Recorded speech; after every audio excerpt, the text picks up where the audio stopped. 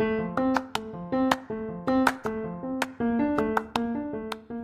I'm Chris Ippolito, and welcome to the Get Coached podcast, where I'm documenting my journey from employee to entrepreneur while featuring the coaches that are helping me along the way. Each episode, these coaches provide actionable advice to help me and you, the audience, find more success as entrepreneurs. I invite you to join the journey so we can go and grow together.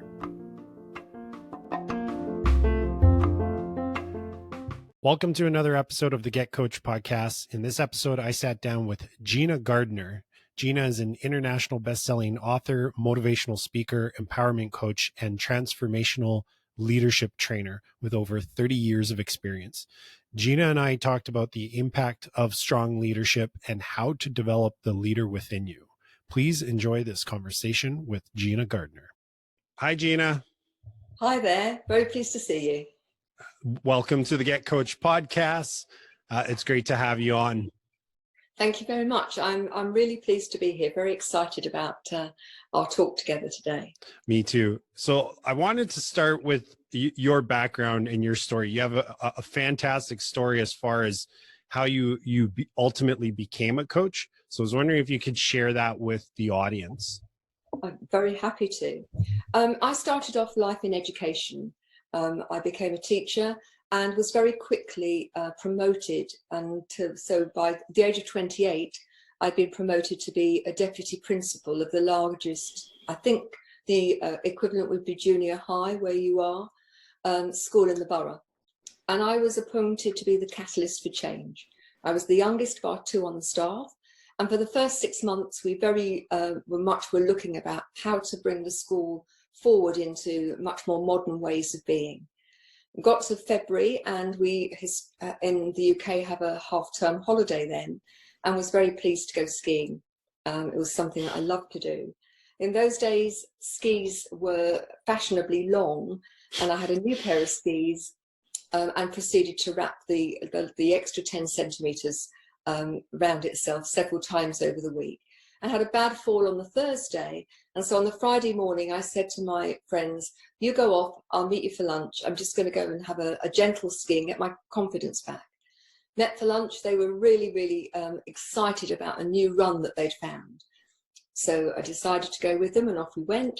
Beautiful sunny day, and we got off the chairlift. I followed them, and they went round a corner. It didn't take much for me to recognise that actually they'd taken the wrong turning.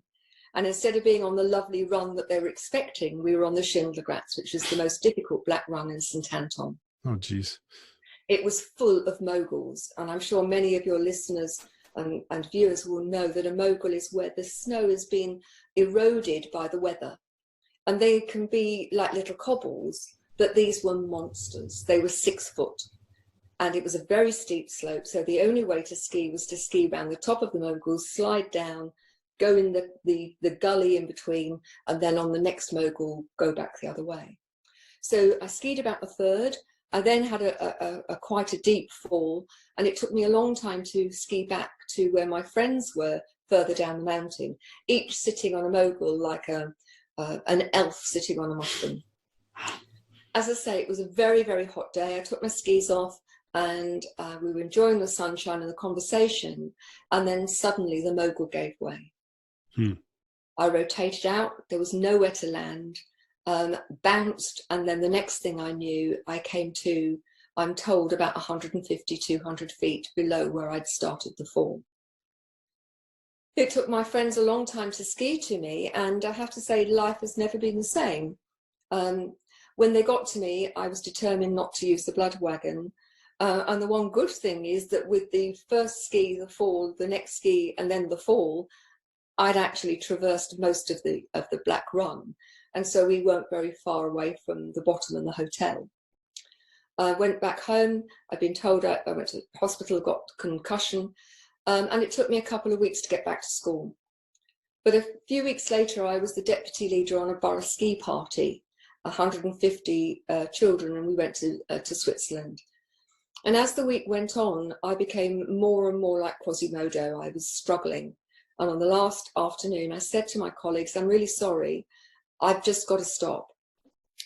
We'd got back to the hotel, we'd finished skiing, the children had been fed, and I went up to lie on my bed. And within a very few minutes, I realised that I'd become paralysed down one side. Oh, wow. I couldn't move at all.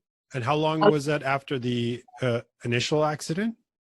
5 or 6 weeks. Oh, holy moly. Okay. And I was really frightened, but I didn't want to frighten the children. So I waited until a member of staff came to check on me. I have no idea how long it was. It could have been 5 minutes, but it felt like forever. And then I was carted off to hospital, and I was in hospital in Geneva University Hospital for several days, and then flown home. And it took me until the end of May to get back into school. But I wasn't right. I was walking, but I did school, I went home, went to bed, did school, went home, went to bed. So I was very pleased to get to the summer holiday and think, right, I've got 6 whole weeks, I can really recuperate. 2 weeks into the school holiday, and I got a phone call very early in the morning from my head teacher or principal's wife to say that she had found him dead in bed. Oh. Now, so far from it being a relaxing holiday, I helped her plan the funeral. I had to let all the staff know, the local authority know, the parents know, and I became acting principal. And then by the January, I'd been appointed permanently. And I was absolutely determined that not only the pupils, but the staff were going to have the best learning opportunity that I could give them. Over the next few years, they kept on investigating medically why I wasn't regaining my health. And every time they did something, my health deteriorated. So to cut a long story short, I sneezed one summer right before the summer holidays. I had surgery. I had failed back surgery syndrome, and I became a very good stalk. 2 years later, I'd walked to the bottom of the garden, and I was sick, and I ruptured another disc, yet again, failed back surgery syndrome. So from a very few years, I suppose 1987 was when, 1983 was the accident, 1987 I started to use a wheelchair around school. Initially, I could walk very short distances before the 2 failed back surgeries. But as soon as those happened, I was wheelchair bound. Now, the gift in that was I couldn't physically get into my classrooms. And that might sound counterintuitive to everybody. You know, why would that be a gift? Well, hindsight's a wonderful thing. And at the time, I have to say it was pretty bleak. But when I look back, that started a way of developing leadership that I'd like to think that I might have done anyway. But I'm honest enough to recognize that probably I wouldn't have done.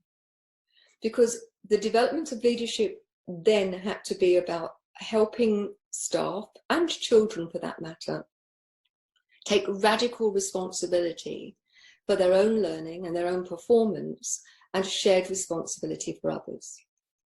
It was very successful. The school did incredibly well. We were one of the first 75 beacon schools, which meant that I then worked with hundreds of teachers and dozens of other schools, helping them incorporate the same strategies and principles into their own school to raise standards. Right. We were on the best 100 schools in England list twice during my tenure.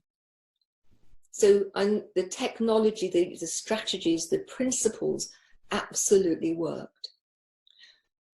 By 2004, my health was beginning to deteriorate again. And part of that was that I used work as great pain control. And I also, our budget was poor. I worked in a range of roles outside school to bring an income into school because we had a poor budget, but also to keep the school at cutting edge. So I was a workforce reform advisor for the government. I worked for the National College of Leadership and the London Institute doing training and facilitation around leadership. So I had a wealth of experience around developing people, personal empowerment, and transformational leadership. So in 2004, I was given an ultimatum: stop doing a 15-hour day, 5.5 days a week, or you will be housebound, unable to drive. I had an adapted car. And I took the very difficult decision that I was going to leave school because I didn't see how I could do the job well and not do the hours. Right. And so I left headship. And then I thought, well, what the hell am I going to do now? Daytime television didn't do it for me. I'd got all of these skills. I was a qualified coach and used to coach teachers and head teachers. I had all of this experience in terms of leadership, but I wasn't, my gut feel was that leadership is leadership wherever you are. But at that time, particularly in the UK, education was, I think, seen as the poor relation and didn't have a great deal of credibility in the business world, even though I employed 100 people and I had a budget of $1.75 million. They didn't see schools as businesses, and yet in reality, we were responsible for pretty well everything. Excuse me. So I thought, what can I do? And one of my principles has always been to focus on what you can do rather than what you can't. So I looked at my skill set and I decided I was going to go off and create a research project across industries.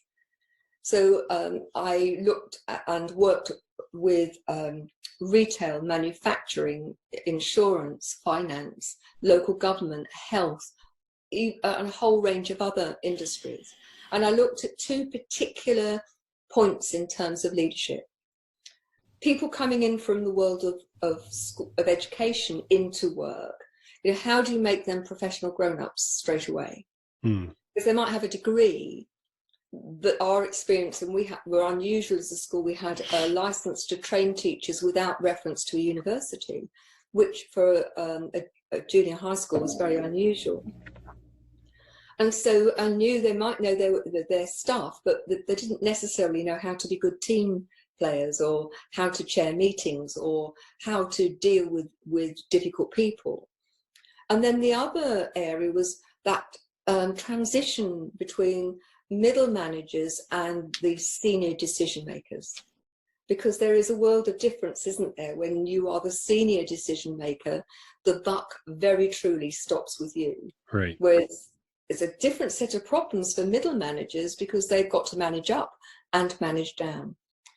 What I discovered was, of course, that the issues were exactly the same. Didn't matter what the business was, the widgets didn't matter. And so I wrote my first two books, Kickstart Your Career, which was that becoming the professional grown-up, and then Manage Your Staff More Effectively, which says what it does. And that was a distillation of the management techniques that I'd used in school. And for the first few years, I worked mainly in corporates. And I would do training, facilitation and coaching in the corporate setting. And I did that until the recession in 2008 and 9. And in 1 week in January, I started off with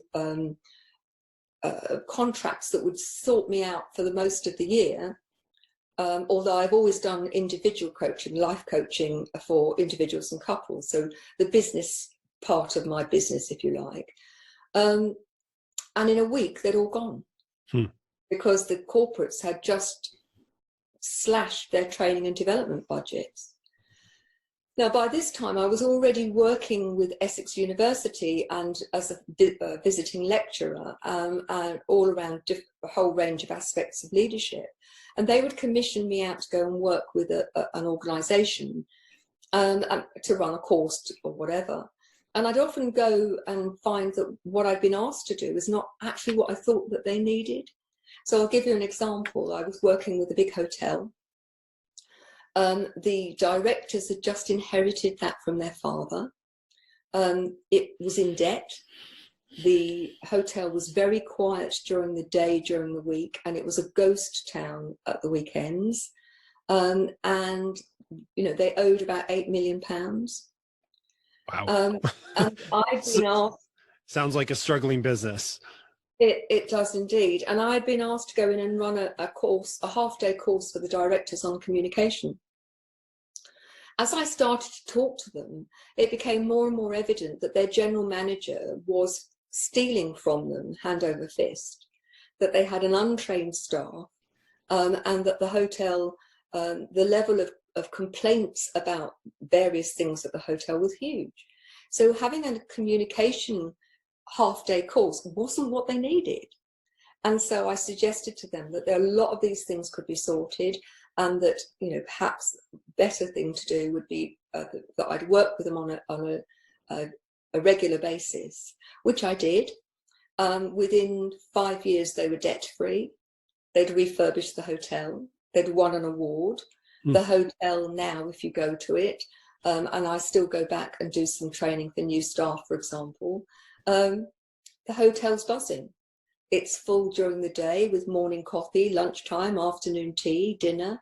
Their occupancy is usually running at something like 89%, which is very high for a country hotel. They run lots of weddings, conferences, and so on. And I used exactly the same principles with them that I'd used in school, Right. which is around being very, very clear about what your vision is and what your expectations are, and then hold lots of training, but holding people to account in a developmental way, creating a culture of development, not blame, and engaging with people, caring about them, so that you can nurture the potential that's there. Right. And that's been the sort of the business part of my business between 2009, and I still do that to the current day. But became more and more aware that people were unhappy, and a big part of the unhappiness was because the quality of leadership, either they were struggling to lead people, often entrepreneurs who had grown, and they'd suddenly needed staff and didn't know how to manage them, and found that actually that their style of delegation was it's quicker and easier to do it yourself because at least you know it's done properly, and that they weren't appointing perhaps the right people, or they certainly weren't engaging and developing people in the right way. And the other side of it is people who were being led by managers and leaders who were struggling, and were finding it difficult because their bosses kept changing their mind. The communication was poor. The relationships were poor because they never knew whether the boss was going to be in a good mood or a foul mood. And so more and more I had a growing sense of purpose that I needed to help more people. And so started Genuinely You, which is using all of the expertise of well over 30 years, and then just creating programs and opportunities that didn't need me to be in the room in order to provide that support for people that could be anywhere in the English-speaking world. And that's Genuinely You. And so I now have a mission, and my mission is to positively impact on 1 million people in the next 5 years through enhancing and developing leadership. Because if you get to the leaders, then it's a bit like a stone being thrown into a pond. The ripples go out, and so the impact, whether it's on the family or on their team, or whether it's a whole organization, the impact is profound. Negatively if the leadership is not good, but positively when it is. Right. And so that's now what I'm engaged in doing, is helping people lead themselves first. That's the absolute principle. You can't lead others effectively unless you lead yourself first. And so for me, that's the priority. And I've just launched the Enlightened Leadership Program. Along the way, written far more books, got 2 international best-selling books. I do motivational speaking. I do a lot of coaching still, but I also run leadership programs, both in terms of organizations face-to-face, but also over the internet. Yeah, the comment about leadership is first, 2 things that you said that I completely agree with, especially based on a lot of the the lessons I've learned in my journey of reading and whatnot is starting with yourself. Lead yourself first before you can lead others. But also the impact that positive leadership can have is this enormous exponential effect, because you, as a leader, a big part of your role is to empower other people, right? So if you become a strong leader, you're strong at empowering others, which then develops their leadership skills, and then it just kind of grows from there. I was wondering if I could go back a little bit in your story and ask a couple questions. Yes, With the hotel, I mean, that business was struggling, like that, everything you mentioned there, that business sounded like they were on the brink of having to dissolve, shut their doors, and almost like point of no return, especially with the amount of debt that they had. Do you remember what was that initial conversation with the it was two sons that took over? three directors, Three? full brother and sister, and a half sister. Okay, so siblings. So what was that first conversation with them? What did that sound like? What was that?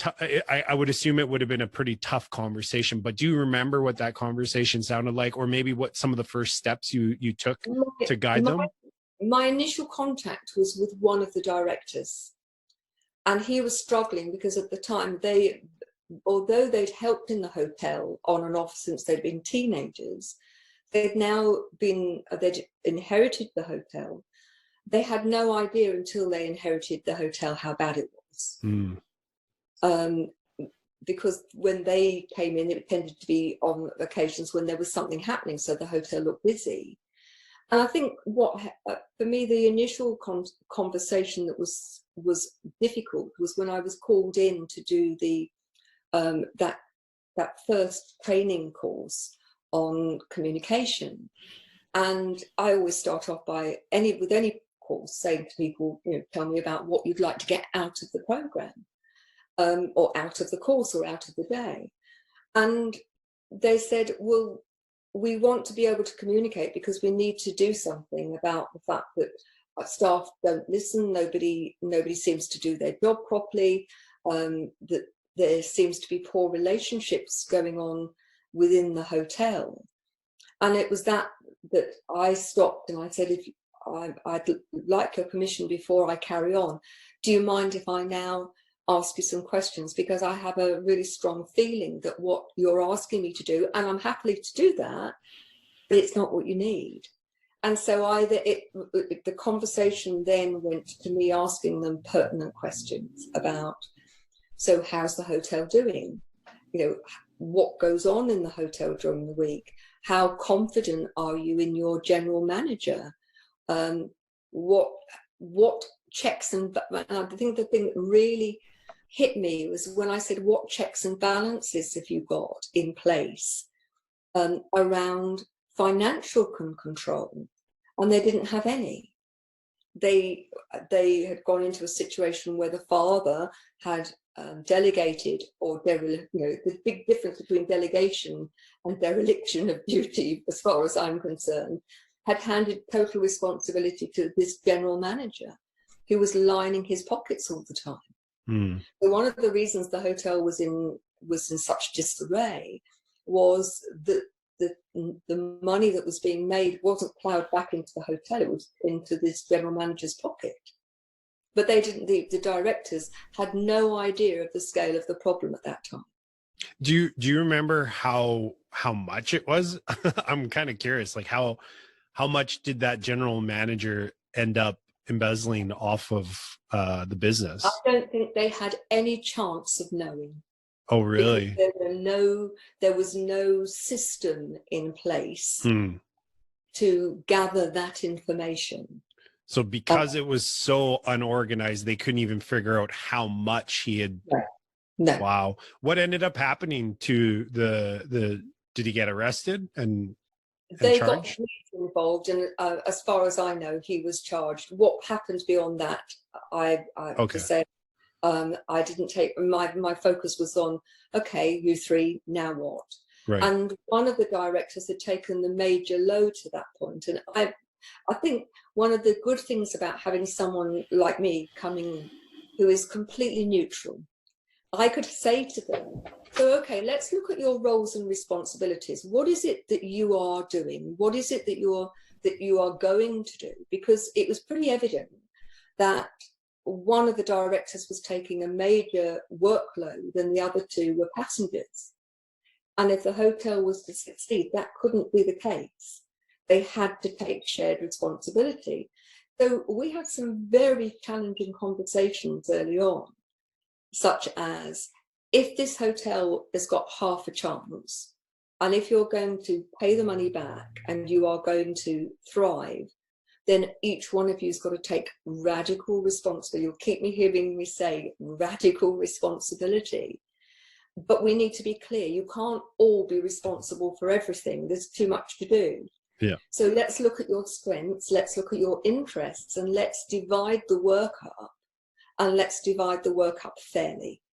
So one director took a responsibility for the finance and for the fabric of the building, if you like, the facilities management. One took on the whole of the catering side of things, and the other took on the housekeeping and events. And part of this was, they didn't know what that involved. And so, I'm not an expert in the widgets. That's not my forte. My forte is to come in and help you recognize the questions you need to ask and the things that you need to do, and to support you with systems and managing people. And my suggestion was that they looked for a similar hotel that was way, way away, that couldn't be seen as being in direct competition. And we made contact with them and said, you're very successful. We would like to come and spend some time with your whoever your senior decision makers are. And in this case, it happened to be a general manager. It varies from organisation to organisation. I went to the initial meeting and then I left them thereafter, but they went and spent several days looking at how that hotel managed the day-to-day framework of, for example, bed booking. The hotel had simply just had a computer presence. They didn't use a booking agent. But in order to use a booking agent, you need to be able to know what's, when you negotiate with anybody, if you don't know what you're doing, you don't know if you've got a good deal or a bad deal, do you? Yeah.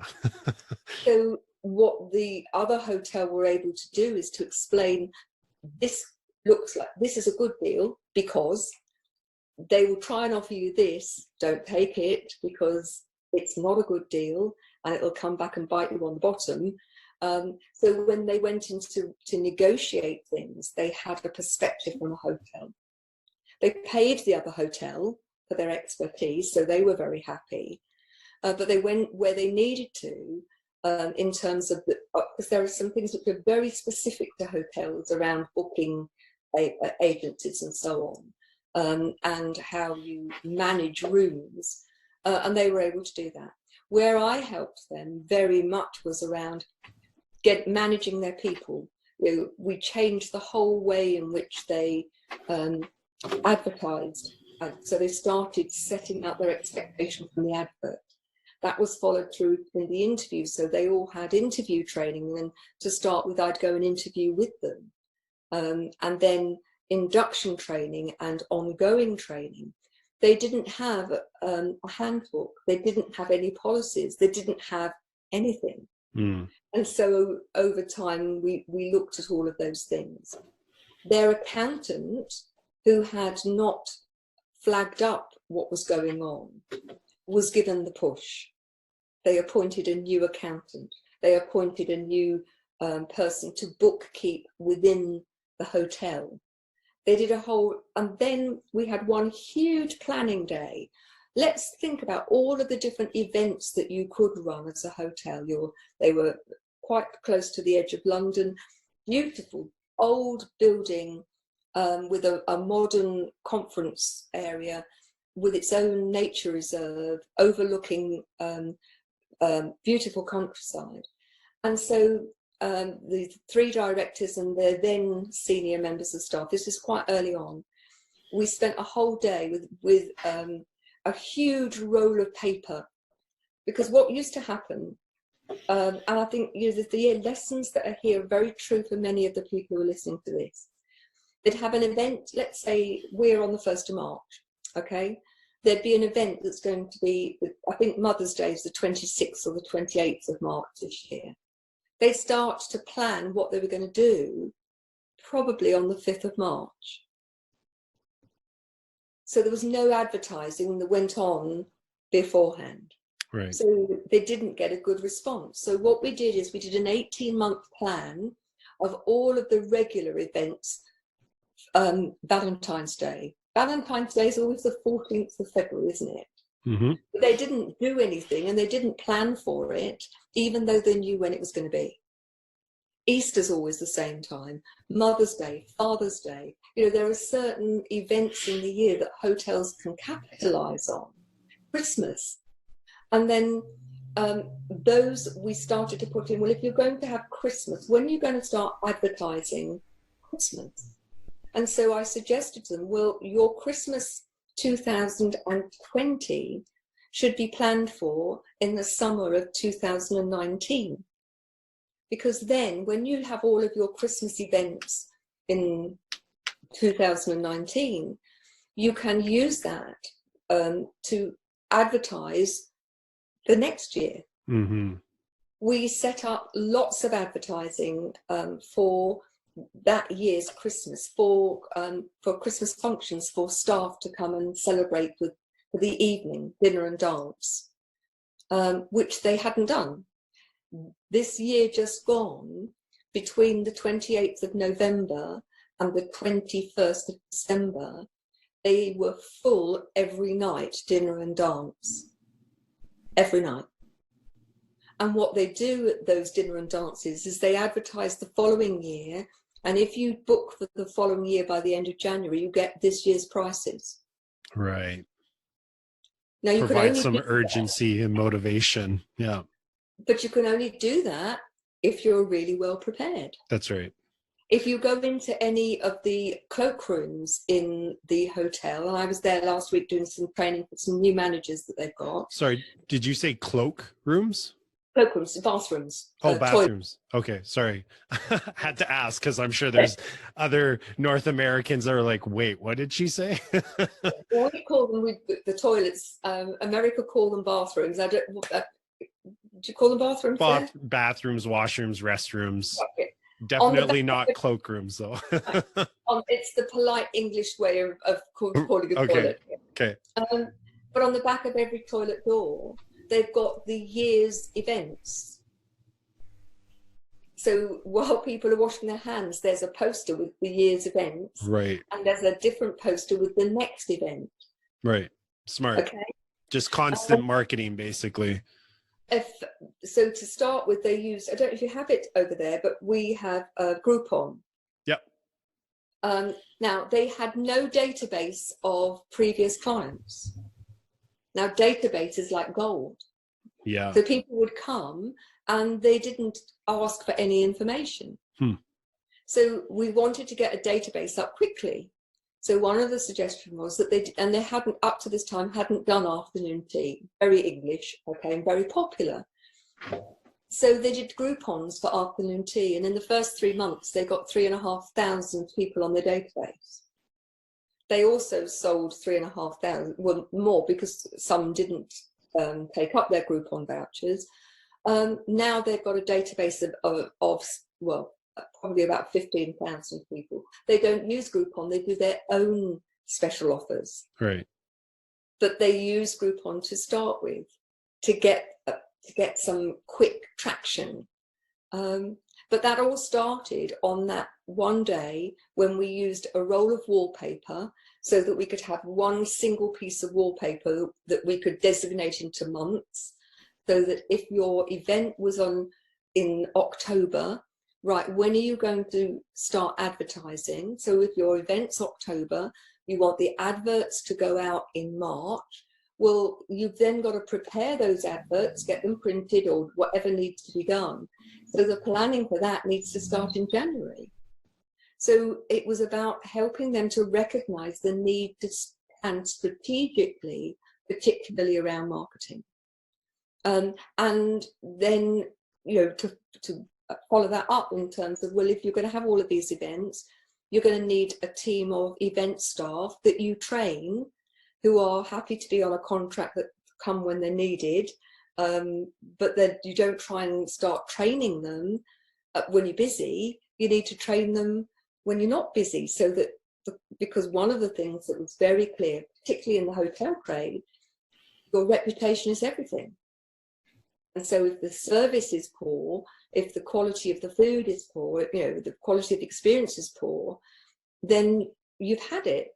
The research shows that people tell 37 others on average when things go wrong, but only 5 when things go right.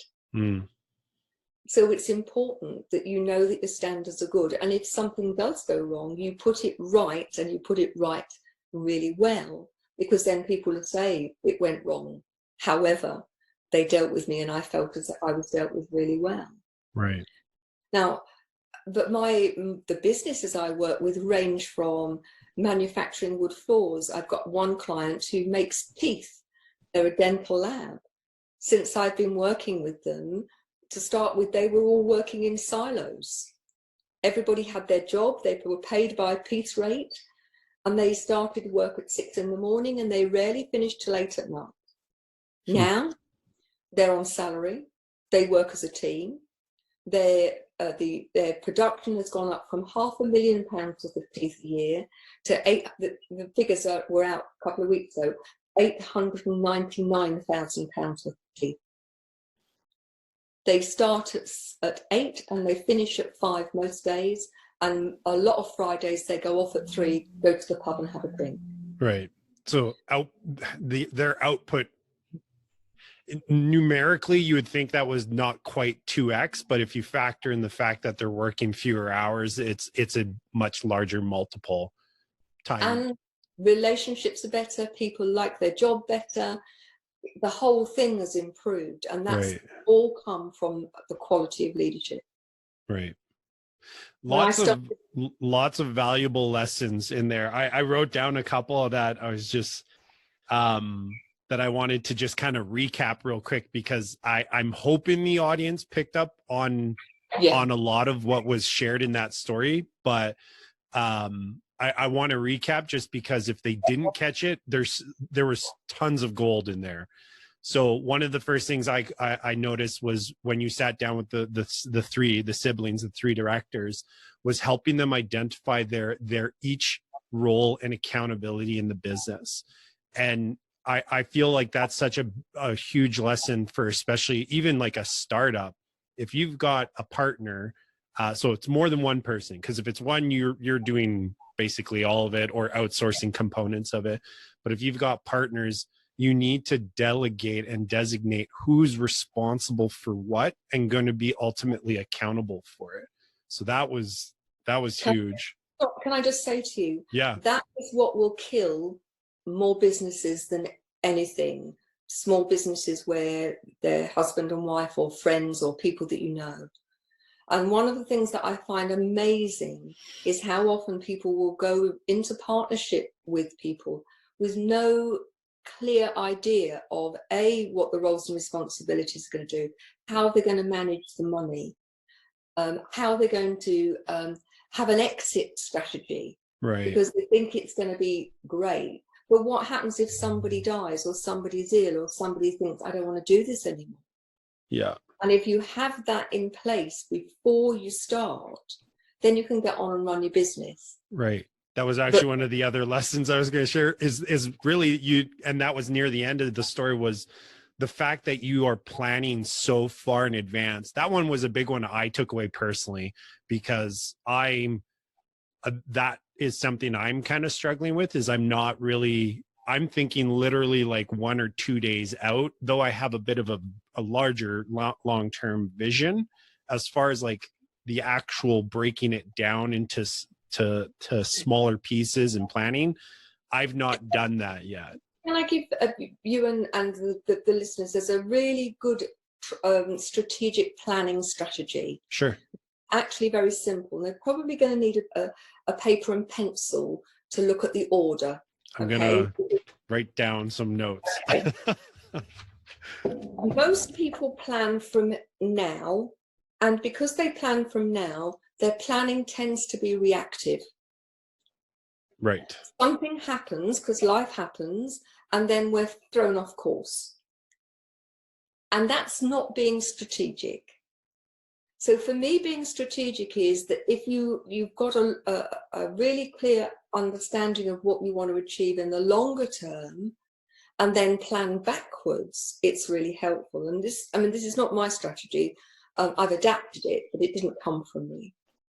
So stage one, and this works, I would suggest 18 months, 2 years, 3 years, no longer than 3 years. Okay.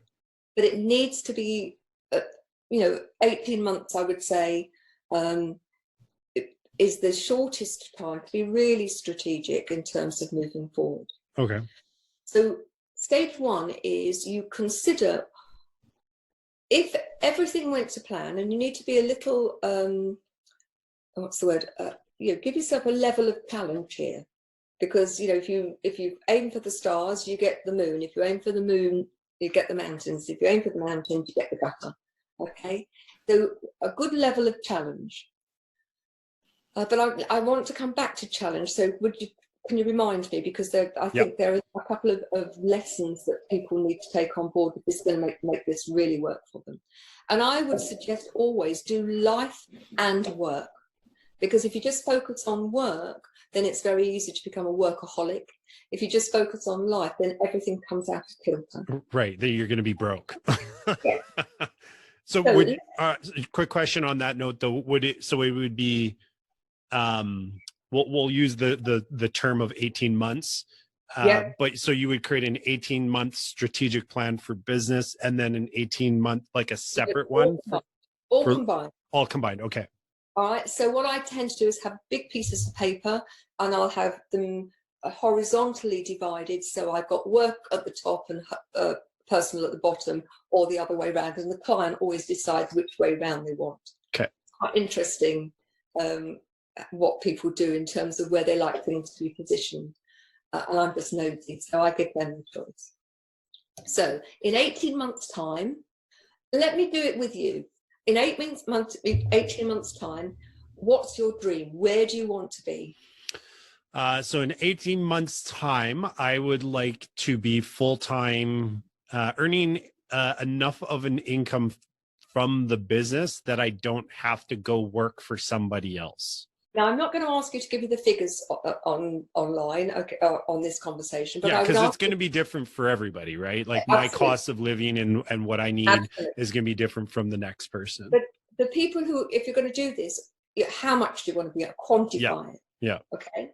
And I would also say, well, quantify how many hours you want to be working, how many weeks you want to be working. Okay. And what it is you want to be achieving. And the clearer you are with your success criteria, the better. Right. Making it specific and measurable. Absolutely. And really enter into it, get emotionally into what it is you want to achieve. Okay. Right. And then do that for life as well.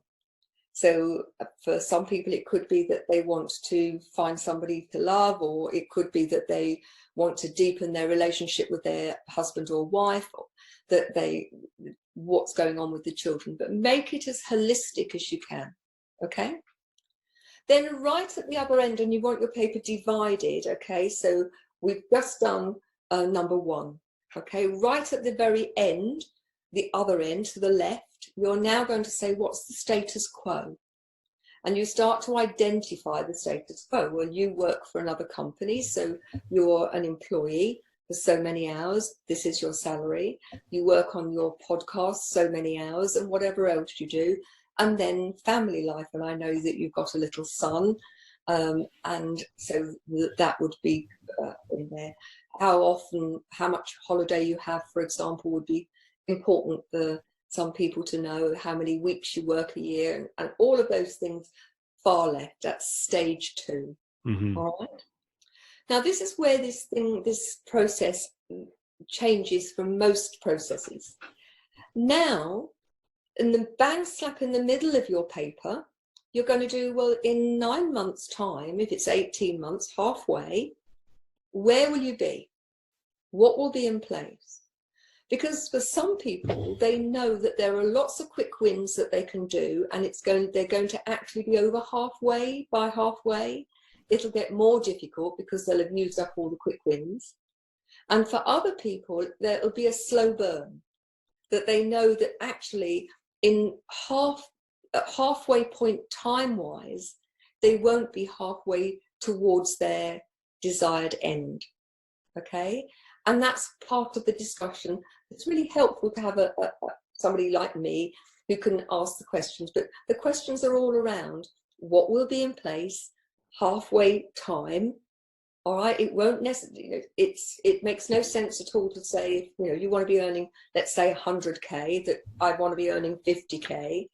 It may be that you can move that very quickly, so you'll be further than halfway, or that it will still be very early days. And in that second half, when you put all of the preparation in, your websites up and all of that stuff, that your slow progress will gradually accelerate. Okay, right. So that's stage 3. Stage 4 is you take yourself to 3/4 of the way. All right, so between half and full time, where will you be? The same sort of questions. What will be in place? What do you need to have it done? What's going on in your family life or your personal life, and you outline that. Okay, then you go to 1/4 of the way. That's 4.5 months in. So we're in the 1st of March, so March, April, May, June, halfway through July. What will be in place by halfway through July? Okay, and it's the same sort of things. What are all the things you need in place? So if you're a startup, it may be you will by my 1st quarter, I'm going to have my website in place. I'm going to know my logo. I'm going to have my mission statement. I'm going to have created a program that I can, I'm going to have established exactly what I'm going to be selling, or whatever. Okay, mm-hmm. So you do the same for quarter. And this is where it gets really interesting, because you do then, the next stage is to divide the months between now and the quarter place. All right, so you would have a column for March, a column for April, column for May, column for June, and for July, half of July. And you start to put in, okay, what are the milestones there? If I need my website done, and I'm using that as an example, for halfway through June, have I identified who's going to do it? So maybe in March, that's going to be researching and exploring web builders and making a decision as to who's going to build it for me. Right. In April, it may be that I'm going to create the content for my website and negotiate with the web designers how many pages and what format it's going to take and so on. But each month you've got everything that you're going to do, okay? And then the next stage is to take month 1, break it down into week by week by week. So what am I going to do this week? Okay? And then if I stick to these things week by week, I know I'll reach my milestones. And then for the day, what are my priorities? Whatever else I do, I'm going to get these things done. Right. And if something gets in the way, you move it forward and you adjust. As you get to approaching a quarter way, you then start to strategically plan the next quarter and the next. And it's a really easy way, not only to stretch yourself and have a really clear understanding of what you want and why it's important, but then to keep you on track. Otherwise, it just becomes, either it becomes overwhelming, or you tend not to stretch yourself because you're just dealing with it's about like wearing a torch in the dark. You can only see the next step, you can't see a destination. Yeah. And it's very easy to get lost. So to recap, you start level 1, stage 1 is your end goal, 18 months. 2 is where you are now, 3 is halfway, 4 is 3/4 of the way, 5 is quarter way, and 6 is to break that into months, and 7 is to break those months into weeks, and 8 is to break those weeks into days. Nice. Thank you. Do you mind me asking where you drew that inspiration from, that system? Was that something developed on your own, or? No, the original idea came from a course I was on with Tony Robbins. Oh, okay. He knows this kind of stuff a little bit. And then but what he didn't do, certainly when I listened, he didn't then take the quarter and break it into months and then break it into weeks and then break it into days. Right. I like that. There's a book I've made reference quite a few times on this podcast called The One Thing that does talk about that type of exercise. But the way you broke it down it just painted a very clear picture for me. I'm pretty sure the book does too, but the value of a coach is sometimes to remind you of the things you already know, but then you're like, oh, right, I need to do that, or how to do it. So thank you for that. If you just to say, the planning I said to you, where we had the big roll of wallpaper out and we looked at the planning for the hotel. Yeah. What I then did with the hotel is we superimposed all of those events onto the strategic planning. So the strategic planning was about initially was about the success level of the hotel. Yeah. And then we superimposed the how to, because that was with all of the events and so on. So those two exercises marry together very well. Okay. Question about how much time would you suggest somebody spend on this type of exercise? And for me, I guess the answer could be a designated amount, or really as much time as required. I think it's going to depend on the person. Yeah. And how much they've already got clarity about what they're doing. Okay. So I've done this exercise, and the thing is, you're not doing this every 5 minutes. This is something that you do and you revisit. Once it's in place, it's easy to maintain. And so I would say to people, don't skimp on the initial doing of it. Having the clarity about what you want to achieve and why, and out of that comes your vision or your mission, really. If that's where you want to get to, why? Because none of this works well unless you've got a really clearly defined understanding of why it's important. Right. And a lot of people will say, well, it's to earn more money. But in my experience, more money is not the outcome, it's the vehicle. That's right. Why do you want more money? Yeah. What is that more money going to get you is ultimately what you're striving for. And for most people, it comes down to security, freedom, choice, happiness. I would say they're the four most common ones. And then for many people, those are interchangeable because everybody's got their own blueprint of what those things look like.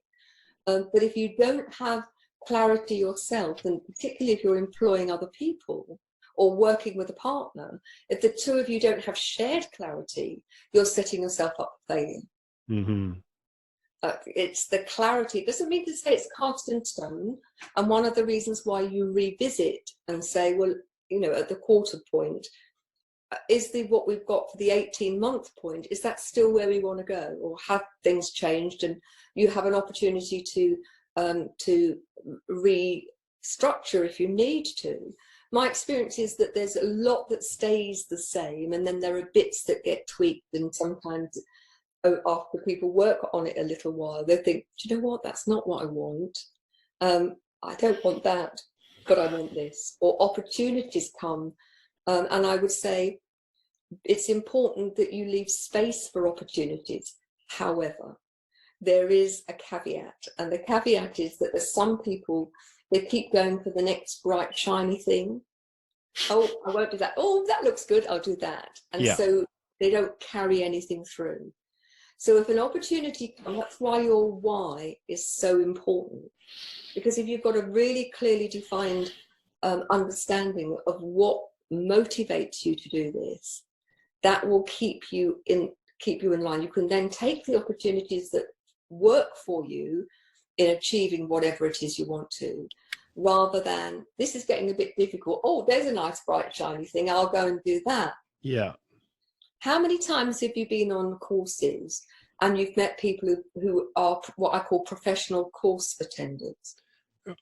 Tons. And I would say I would even consider myself a part of that category. And that's been a personal struggle and challenge for myself. Hence why I actually, the podcast is a form of accountability for Yes. me, because I got super excited about it at the beginning. I still love doing it, but I know it's going to wane a little bit. That excitement will wane. But then I have to remember why I started the podcast and what is the desired outcome on the back end. And there are days where I'm just like, I don't want to do this. Yeah. But when I remember the original reason why I started, and what is the desired outcome that I want out of all this, I almost like force myself back into it. Once I'm starting to do the work, then I get motivated again. I get excited. Well, I'm struck by the number of people I've been on, particularly self-development courses, who go on them and you talk to them and it becomes very evident that nothing has changed. Yeah. Because they and I'm not suggesting this is true of you, but they go on the course and they take no responsibility for making whatever's being offered their own. That's right. And the course wasn't good enough, the book wasn't good enough. It's everybody else, but they don't take responsibility for their own development and spend a fortune on doing things that are never going to make a difference until we go back with radical responsibility. And taking action. That's the biggest thing that I've had to force myself, is to take action and maintain that action on a consistent basis and do that long enough. And it's almost like results are guaranteed, right? But if you don't start and you're not consistent, results will never happen. And I'll even just share as far as like what it was about courses that attracted me and why I enjoyed doing them. And I would say a lot of people are in this similar position. Is there's like this emotional high, in a sense, of learning and acquiring new knowledge, and it makes you feel good because you're like, I'm personally developing, I'm expanding my knowledge, I'm broadening my skill sets. But if you don't ultimately apply it on a consistent basis, it really is, there's still some value, but not nearly as much as if you could take one course, but then continuously do what's being taught in that one course and still create amazing results. And that's more beneficial than taking 10 courses, the best courses in the world, but just sort of giving it a little bit of energy and effort, and you're not consistent. You'll have way more success with the consistency than the number of courses that you do. So yeah, that's been my personal experience, my personal journey, which, as I shared, the podcast is it's a platform to help me just as much as help the audience. And I think, there are lots of people who get a huge amount out of courses, and they go, and I've spent a fortune on courses over the years, and some of them have been absolutely phenomenal. Yeah. Some of them you think, bad choice, but okay. But I think one of the things, the consistency, absolutely crucial. But what lots of people do is they go for the grand gesture. It's like going to the gym, and you buy all the gear, you get your gym membership, that you get shown all of the machines, and then you go completely potty at it the first day, and then you can't move for 3 weeks, so you never go back. Yeah. Whereas if you actually just got off the bus one stop sooner, or you went up and down the stairs a few extra times a day, that would do you more good than buying all the gear and not using it. And I think we live at times, and I think it's particularly pertinent for those people who are entrepreneurs. It is tough. And there are going to be times when, you think to yourself, I don't want to do this, or I'm tired, or I don't know what to do. And I think that, having somebody, and that's one of the reasons why a coach is so good, is because that they can help you break it down into bite-sized chunks, but also keep you accountable and say, well, you said you were going to do this. And actually, this is the second time that you said you were going to do it and you haven't. What's going on here? Yeah. It's not the thing you haven't done that I'm interested in, but what's stopping you? And for a lot of people, self-sabotage is what stops them. Fear of failure, fear of success. And for me, that people fall into one of those two categories, and some people fall into both categories, but not quite at the same time. And it's recognizing that we do a lot to sabotage ourselves. And having a coach can help you get beyond that, and also bring ideas that they have developed. Not for me, a lot of my stuff is what I've developed over the years, but some of it is what I've learned from clients, and that I can translate. That's a good piece of software, or that's a good approach, and then say, I have a client that's used this, it's worked very well, why don't you have a think about it? So you broaden that experience and bring it to play. But I think setting yourself up for success, your mindset, small actions consistently taken within a strategic plan, you're going to get the very best opportunity for success. And if you've got somebody holding your hand, giving you the odd kick up the bottom when you need it, and holding you to accountable, then I think you've got a real recipe for great success.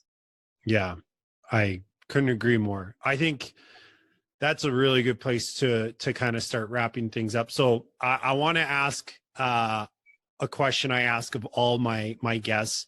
So, and the advice you've provided, the stories you've shared have been fantastic. So thank you for that. Coming out of this conversation that we've had, what would be the top priority action item or action step that you would suggest that the audience take coming out of this conversation? I think take an audit of where you are now. What are the beliefs that drive you, and are they serving you? Because if you have a belief that you are going to fail, or you might fail, then the chances are you will. If you've got a belief that you will succeed, even though you don't necessarily know quite how, but you're prepared to put the action in and to work at it, you are much more likely to succeed. Audit the things that are going well for you and understand why is it that they're going well, and what are the areas in your business or your personal life. And for me, it has to be holistic, looking at life in the round. What are the things that aren't going so well? And if they aren't, what are you doing about it? Because if you're an ostrich, it's never going to work. Mm-hmm. It's not a great way of managing anything, is to stick your head in the sand. And if you need help, then reach out and get help. I find it really interesting that, if the car's not working very well, it's making a funny noise, or it's not the petrol consumption, it's not as good as it should be, people don't hesitate. They take it straight back to the garage and they get the experts to look at it and identify the problem. And yet they are reticent about engaging somebody like myself who can offer you a shortcut to business success, leadership success, by using their own experience and a broadened experience through their learning and working with people. They would rather struggle on their own and struggle and get into overwhelm than say to someone, do you know what, I think that I'm going to ask you to support me in this, because I want success and I want it to be sustained and I want to get there in the quickest possible time scale. It doesn't make sense to, I practice what I preach. I've always got at least one coach on the go for different things, and at the moment I've got two. Why? Because, well, ask yourself the question, why is it that top sports people have a coach? Mm. Why is it the blue chip company top echelons have coaches? It's because it can bring out the best performance in you. And if you're the decision maker, if you're the leader, then you have the capacity to bring the best out in your people. And it pays for itself many times over if you get the right coach working with you. 100%. Fantastic advice. So one last thing I want to make sure is, so if anybody really enjoyed this conversation and wanted to connect with you, what would be the best place for them to reach out or get more information?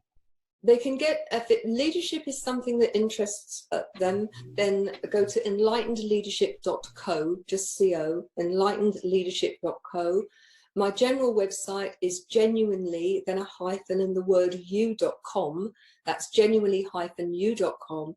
You can contact me through either Gina at genuinely-you.com or info@genuinely-you.com. And if you email me, then I will promise I will respond. There's a Facebook group, Genuinely You. I'm on LinkedIn. There are any number of ways to contact me, and I'd be very pleased to hear from them. Perfect. Well, that was a fantastic conversation. I really appreciate it, Gina, and definitely look forward to some future conversations. I have a feeling that we're going to chat some more in the future. I look forward to it. It's been an absolute pleasure. Thank you very much indeed for having me. Awesome. Thank you, Gina. Take care. Bye-bye now. Bye.